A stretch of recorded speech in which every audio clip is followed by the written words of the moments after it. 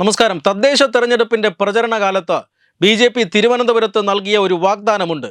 അതായത് നഗരസഭാ ഭരണം ബി.ജെ.പി. പിടിക്കുകയാണ് എങ്കിൽ, ബി.ജെ.പിക്ക് നഗരസഭ ഭരിക്കാൻ ഒരു അവസരം നൽകുകയാണ് എങ്കിൽ, ഭാരതത്തിലെ ഏറ്റവും പ്രധാനപ്പെട്ട ഏറ്റവും വികസിതമായ 3 നഗരങ്ങളിൽ ഒന്നാക്കി തിരുവനന്തപുരത്തെ മാറ്റും. അതോടൊപ്പം തന്നെ ഈ അടുത്ത 5 വർഷത്തെ വികസന രേഖ അടുത്ത 45 ദിവസത്തിനുള്ളിൽ തയ്യാറാക്കി പ്രധാനമന്ത്രി നരേന്ദ്രമോദിയെ തിരുവനന്തപുരത്ത് എത്തിച്ച് ഈ വികസന രേഖ പ്രഖ്യാപിക്കും എന്നാണ് ബി.ജെ.പി. നൽകിയിരുന്ന വാഗ്ദാനം. ആ വാഗ്ദാനത്തിന് വേണ്ടി ബി.ജെ.പി. ഇപ്പോൾ തന്നെ പ്രവർത്തനം ആരംഭിച്ചു കഴിഞ്ഞു. തദ്ദേശ തെരഞ്ഞെടുപ്പ് കഴിഞ്ഞപ്പോൾ ബി.ജെ.പിക്ക് ചരിത്ര വിജയം തിരുവനന്തപുരം നഗരസഭയിൽ ഉണ്ടായി. അതുകൊണ്ട് തന്നെ അടുത്ത 5 വർഷത്തേക്ക് ബി.ജെ.പി. എന്താണ് തിരുവനന്തപുരം നഗരത്തിൽ ചെയ്യാൻ പോകുന്നത് എന്ന് പ്രഖ്യാപിക്കാനിരിക്കുകയാണ് പ്രധാനമന്ത്രി. ആ വികസന നയരേഖയുടെ അണിയറ പ്രവർത്തനങ്ങളടക്കം ഇപ്പോൾ ആരംഭിച്ചു കഴിഞ്ഞു. അതോടൊപ്പം തന്നെ ബി.ജെ.പി. അടുത്ത നിയമസഭാ തെരഞ്ഞെടുപ്പ് എന്ന ലക്ഷ്യം, മിഷൻ 2026 എന്ന ലക്ഷ്യവും ആരംഭിച്ചിരിക്കുകയാണ്. മിഷൻ 2026ൽ ഏതാണ്ട് 36ഓളം മണ്ഡലങ്ങൾ, ആ മണ്ഡലങ്ങളിൽ ശ്രദ്ധ കേന്ദ്രീകരിച്ച് പ്രവർത്തിക്കും എന്ന് നമ്മൾ നേരത്തെ തന്നെ രാവിലെ തന്നെ റിപ്പോർട്ട് ചെയ്തിട്ടുള്ളതാണ്.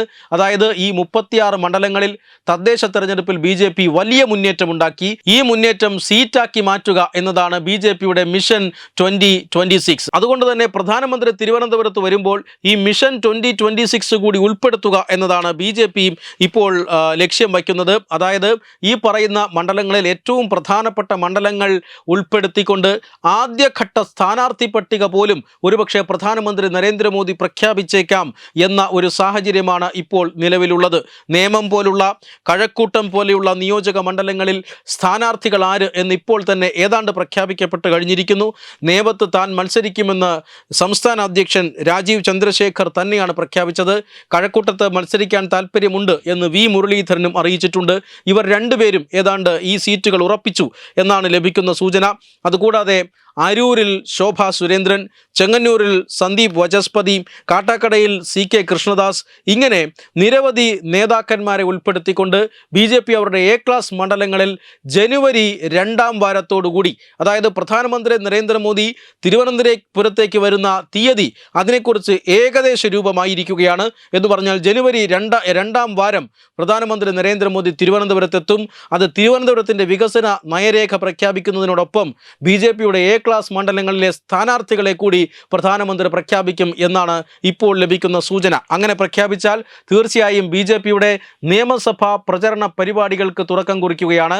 അത് മാസങ്ങൾക്ക് മുമ്പ്, നിയമസഭാ തെരഞ്ഞെടുപ്പിൻ്റെ പ്രഖ്യാപനം വരുന്നതിന് മാസങ്ങൾക്ക് മുമ്പ് ഇവിടുത്തെ LDFO, UDFO, മറ്റ് പാർട്ടികളോ ഒന്നും തന്നെ തെരഞ്ഞെടുപ്പ് പ്രചരണവുമായി ബന്ധപ്പെട്ട് രംഗത്തിറങ്ങാത്ത സാഹചര്യത്തിൽ ബി.ജെ.പി. ആദ്യമായിട്ട് തെരഞ്ഞെടുപ്പ് പ്രചരണത്തിൻ്റെ ഗോതയിലേക്ക് ഇറങ്ങുന്നു എന്ന് വേണം ഇപ്പോൾ മനസ്സിലാക്കാൻ സാധിക്കുന്നത്. ഈ മണ്ഡലങ്ങളിൽ ബി.ജെ.പി. അട്ടിമറിക്കാൻ കോൺഗ്രസോ അല്ലെങ്കിൽ CPIMോ ഇവർ രണ്ടുപേരുമോ വിചാരിച്ചാൽ നടക്കില്ല എന്ന സാഹചര്യം എത്തിക്കഴിഞ്ഞിരിക്കുന്നു. അത്തരത്തിലൊരു രാഷ്ട്രീയ അനുകൂല സാഹചര്യം ഈ മണ്ഡലങ്ങളിലുണ്ട്.